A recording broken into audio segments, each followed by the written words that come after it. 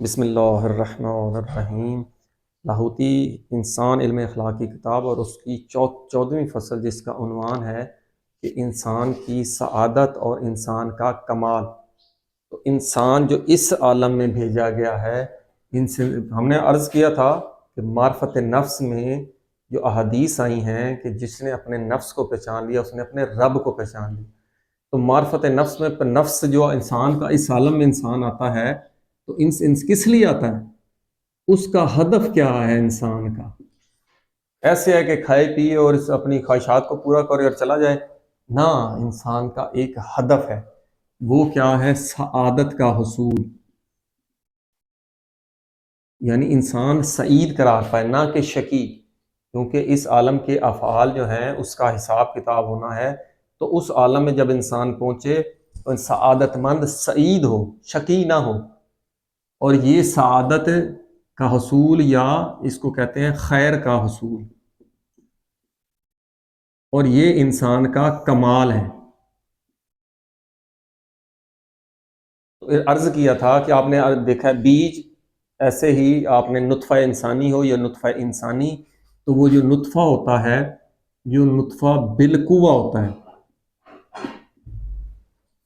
آپ تو سائنس ساری ڈیٹیلز بتا چکی ہے کہ انسان کے جین میں کس طرح پروٹین سنتھیسس اور ڈی این اے کی ریپلیکیشن کے بعد جو پراپرٹیز ہیں وہ کس طرح ٹرانسفر ہوتی ہیں، اس کے اوپر لکھا ہوتا ہے۔ جو لکھا ہوتا ہے وہ انسان اسی کے مطابق سر انجام دیتا ہے، لیکن یہ انسان کی فزیکل پراپرٹیز ہیں۔ جو انسان کے کمال کی باطنی خصوصیات ہیں اس کا اس سے تعلق نہیں ہے۔ تو انسان بالقوہ یہ ہو گیا بدنی لحاظ سے۔ اسی طرح انسان کا جو روح ہے اس نے اظہار کرنا ہے اس بدن سے، اور بدن جو ہے بتدریج نطفہ سے علقہ مضغہ، اور یہ پھر انسان پیدا ہوتا ہے، پھر بچہ ہوتا ہے، پھر جوانی میں بلوغت، تو وقت کے ساتھ ساتھ اس میں استعداد بڑھتی جاتی ہے، تو پھر روح جو ہے اس کا اظہار کرتی ہے۔ اور روح کی قوت کا نام ہم نے کہا تھا کہ وہ عقل ہے۔ یہ عقل جو ہے اس کا کام کیا ہے؟ جو اس کی قوتیں بدنی قوتیں ہیں، قوت شہویہ، قوت غضبیہ اور وہمیہ، اگرچہ کہ خود ذاتی طور پر یہ بدنی نہیں لیکن بدن سے متعلق ہوتی ہیں، تو قوت عقل ان پر کنٹرول کرتی ہے، شہوت پر، غضب پر اور وہم پر۔ جب ان کو اعتدال میں لاتی ہے تو اس سے خیر ظاہر ہوتا ہے، اس سے بھی خیر ظاہر ہوتا ہے، اس سے بھی خیر ظاہر ہوتا ہے۔ اور انسان جب موت آتی ہے تو انسان اگر ان ساری قوتوں سے خیر کے افعال سر انجام دیے ہیں تو وہ انسان سعید ہے، سعادت مند ہے، تو اس کو خیر جو ہے اس کی ذات میں شامل ہوتا ہے۔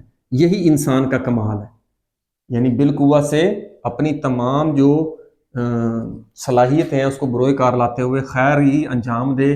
اب آگے بات کہ یہ انسان کا کمال ہے۔ کمال اور خیر میں کیا فرق ہے؟ کمال میں اور خیر میں آپ کہیں گے ایک ہی چیز ہے، انسان کامل ہو گیا جو بالقوہ تھا کمال کو پہنچ گیا۔ بھائی کمال کو تو پہنچا ہے لیکن اس کا کمال خیر ہے۔ اگر خیر اور کمال میں کچھ فرق ہے۔ کمال کیا ہوتا ہے؟ کمال کا تعلق انسان کے باطنی امور سے ہے، انسان کے باطن سے تعلق رکھتا ہے، کیونکہ روح کا اظہار کرنا ہے، اگرچہ کہ افعال کے ذریعے کرنا ہے لیکن یہ باطنی امر ہے۔ خیر جو ہے یہ خارجی امر ہے۔ کیسے خارجی امر؟ یعنی کل کائنات، خود انسان کا اندر نہیں بلکہ اس خارجی کائنات کی ہر شے خیر ہے۔ ہم نے پہلے بھی عرض کیا تھا کہ اللہ تعالیٰ نے ہر شے کو خیر بنایا، بات لمبی ہو جائے گی۔ تو خیر کا تعلق خارجی امر سے ہے اور کمال کا تعلق باطنی امر سے ہے۔ دوسرا، وجود ہر ذات کے لیے یہ جو خیر ہے یہ ہر ذات کے لیے، ہر موجود انسان کے لیے ایک ہے، اختلاف نہیں رکھتا۔ جتنی اس کی صلاحیت کے مطابق اس کے لیے خیر ہے، لیکن جو کمال ہے ہر انسان کے لیے الگ ہے۔ آپ کہیں گے الگ کیسے؟ وہ اس بنیاد پر کہ ہر انسان کی جو استعداد ہے وہ اللہ تعالیٰ نے مختلف بنائی ہے. ایک شخص ہے وہ پہلے درجے تک پہنچ سکتا ہے، آیا پہنچا یا نہیں، اگر پہنچ گیا تو وہ کامل ہو گیا. ایک تقویٰ کے دوسرے درجے تک پہنچنے کی صلاحیت رکھتا ہے، اگر وہ پہنچ گیا تو کامل ہو گیا، نہیں پہنچا تو وہ اس کا حساب اسی طرح ہوگا. ایک تیسرے درجے تک پہنچ سکتا ہے، چوتھے، پانچویں. جو ان درجوں تک کی صلاحیت رکھتا ہے اور ان درجوں تک بالفعل کر کے موت کے وقت اس مرتبے تک پہنچ جاتا ہے تو وہ اس کے لیے کمال ہے. تو ہر بندے کا کمال مختلف ہے، کمال مختلف، اس لیے کمال اور جو خیر ہے اس کے فرق کو انسان کو جاننا چاہیے، کیونکہ یہ جو ہے انسان کے ذاتیات سے مختص ہے. یہ ایک مطلق ہے، یہ مقید ہو گیا، یہ مطلق ہو گیا. اب ہے اس کے بارے میں صرف 3 نظریات، ان کی ہم مبادی پڑھ لیتے ہیں کہ یہ جو سعادت ہے، یہ جو خیر کا اصول ہے، تو سعادت انسان کو جو نصیب ہوتی ہے وہ سعادت کس کے لیے؟ ایک نظریہ ہے پہلا کہ انسانی بدن اور انسانی روح، کیونکہ انسان مرکب ہے، ایک اس کا بدن اور ایک اس کی روح. اسی جب انسان مرتا ہے تو روح بدن سے جدا ہو جاتی ہے. اب وہ سعادت جو ہے اس کے بدن کے لیے ہے یا روح کے لیے؟ پہلا نظریہ ہے کہ سعادت بدن، اور پہلا نظریہ ہم لے لیتے ہیں وہ کیونکہ وہ اس میں ڈیٹیل نہیں ہے، کہ صرف اور صرف روح کے لیے. یہ جو لوگ ہیں یہ نظریہ رکھتے ہیں کہ بدن انسان کی حقیقت ہی نہیں ہے، تو اس بدن کے لیے کہاں سے آ گئی سعادت؟ اس عالم میں جب جائے گا، عالم آخرت میں، تو ایک نیا بدن ملے گا، ملتا جلتا ہوگا. لوگ بدن کے لیے، اس بدن کے لیے سعادت نہیں ہے. یا انسان کا جو اعمال ہے مجسم ہو کے اس کا ایک بدنی وجود بنے گا، تو پھر بھی وہ کہتے ہیں بدن کے لیے کوئی نہیں، انسان کی جو روح ہے یہ جو ہے اس کو سعادت نصیب ہوگی. اس کے مقابلے میں دوسرا نظریہ ہے کہ بدن اور روح کے لیے جو ہے وہ سعادت ہے، لیکن کس لحاظ سے سعادت ہے؟ کہ یہ اس عالم میں بدن اور روح کا تعلق ہوتا ہے، تو اس عالم میں دونوں کے لیے سعادت ہے، اور مرنے کے بعد صرف روح کے لیے سعادت ہے. اس کے مقابلے میں جو تیسرا نظریہ ہے وہ ہے بدن جو ہے وہ معید ہے. معید یعنی شرط ہے. ظاہر ہے میں آیا ہوں تو بدن کے بغیر نہیں آ سکتا کوئی شخص بھی، کوئی روح اس عالم میں بدن کے بغیر اظہار نہیں کر سکتی، تو بدن ایک معید، ایک آلہ ہے. تو اس کے لیے بھی اس عالم میں سعادت ہو چاہیے، اور اس کے مقابلے میں پھر جو ہے روح کے لیے بھی، روح کے لیے اس عالم میں بھی سعادت ہے اور عالم آخرت میں بھی سعادت ہے.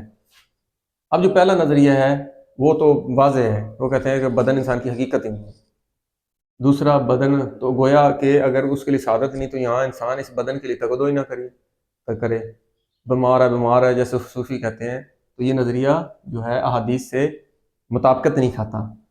تیسرا نظریہ اس وجہ سے سب سے عقل کے قریب ہے اور احادیث سے موافق لگتا ہے کہ جو انسان کا بدن ہے، اگر آپ نے اس عالم میں رہنا ہے تو اس کا صحیح و سالم رہنا ضروری ہے. اس عالم میں آپ آنکھوں سے وہ چیز نہ دیکھیں، اپنے افعال کا اظہار اس بدن سے کرنا ہے. آپ نے بچنا ہے برائیوں سے، آنکھوں نے بری چیز کو دیکھنے سے بچنا ہے، کان نے بری چیز کو سننے سے بچنا ہے، زبان نے بری چیز کے بارے میں بولنے سے بچنا ہے. انسان کا لمس ہے اور اس کے علاوہ باطنی قوا ہے، انسان کا خیال ہے، جن کا بدن سے تعلق ہے. تو اس بدن کو آپ نے بدنی تقویٰ بھی ہر ٹائم بابوضو رہنا ہے. تو یہ جو بدنی صحیح سالم سے مراد ہے، بدن بھی پاک صاف، بدن کا بھی اپنا ایک تقویٰ ہے کہ اس کے ذریعے سے انسان جو ہے اس کی روح جو ہوتی ہے وہ قوی ہوتی ہے. اسی طرح حدیث میں ہے کہ العلم فی الجوع، علم بھوک میں ہے. الباطنی معنی اور ہے کہ بھوک سے مراد انسان کا تجسس کرنا، اس کے غور و فکر کرنا. لیکن بدن جو ہے وہ بھی اگر پیٹ بھرا ہوا ہوگا، آپ نے خود اس کا مشاہدہ کیا ہوگا، تو انسان کو نیند آنے لگ جاتی ہے، خمار چڑھ جاتا ہے، انسان مطالعہ نہیں کر سکتا. تو علم مطالعہ کے لیے، علم کے لیے، تفکر کے لیے انسان کا خالی پیٹ ہونا ضروری ہے یا کم کھانا ضروری ہے. تو جب آپ بدن کی پرواہ ہی نہیں کریں گے، زیادہ کھائیں گے، زیادہ سوئیں گے، کہ آپ نے حدیث میں پڑھ چکے ہیں کہ مومن کی نشانی ہے کہ کم بولنا، کم سونا اور کم کھانا. تو اس لیے یہ جو بدن ہے معید کے طور پر اس عالم میں، اس کے لیے بھی تقوی، اس کے لیے بھی پرہیزگاری اور اس کے لیے بھی سعادت ہے. بدن صحت مند ہوگا تو بدنی لحاظ سے تکلیف نہیں ہوگی، تو انسان اپنے امور کو آسانی سے انجام دے سکتا ہے. وگرنہ آپ نے دیکھا ہوگا بدنی لحاظ سے جو بیمار شخص ہوتا ہے اس کے لیے مشکل ہوتا ہے کہ وہ نماز بھی ادا کر سکے. ہر وقت جو بیمار رہتا ہے وہ عبادات بھی صحیح انجام نہیں دے سکتا، تفکر بھی صحیح نہیں کر سکتا. اس لیے جیسا کہ گاڑی ہے، آخری مثال دیتے ہیں ہم آپ کو کہ گاڑی ہے اور اس کو پیٹرول مل رہا ہے صحیح، لیکن کوئی ایک چیز خراب ہے. اب گاڑی کا جو بدن ہے وہ خراب ہے تو بیچارہ پیٹرول کیا کرے گا. اسی طرح کرنٹ ہے، وہ اصل ہے، اس نے مشین کو چلانا ہے، مشین کے اندر کوئی پرزہ ہل گیا ہے، آواز آنا کڑکڑ شروع ہو جائے گی تو وہ صحیح فیل انجام کو نہیں دے سکتی. تو بدن کا صحیح و سالم ہونا یہ ضروری ہے. اور حدیث میں اس بہت زیادہ روایات وارد ہوئی ہیں کہ انسان کو بدنی لحاظ سے انسان کو اپنے بدن کا بھی خیال رکھنا چاہیے. اگلے مباحثے میں انشاءاللہ اس جو نظریے ہے سعادت کی حقیقت اور اس کی تفسیر جو حدیث اور قرآن میں وارد ہوئی ہے، انشاءاللہ اس پر مباحثہ کریں گے. الحمدللہ رب العالمین.